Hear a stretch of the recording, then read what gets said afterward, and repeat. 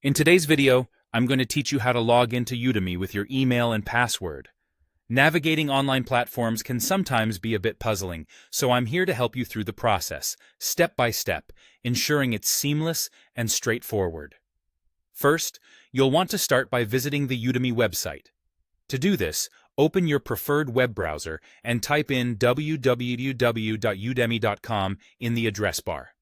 Press Enter, and in a moment, you'll be taken to Udemy's homepage, where you'll find a plethora of courses and learning opportunities.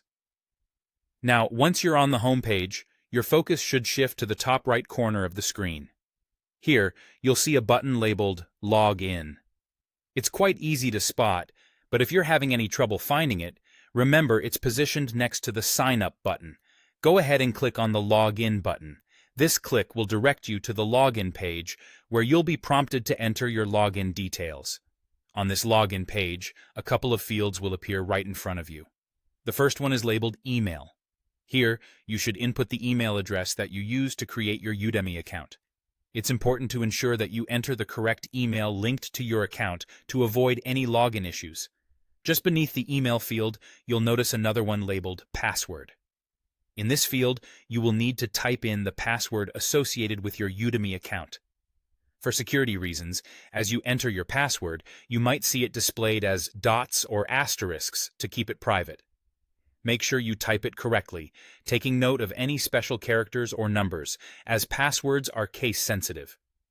Once you have entered your email and password, it's time to move on to the final step. Direct your attention to the Login button, found below the password field. Give it a click, and if all the information you've entered is correct, you'll be granted access to your Udemy account. And there you have it. Now you're successfully logged in and can browse and enjoy all the great courses Udemy has to offer.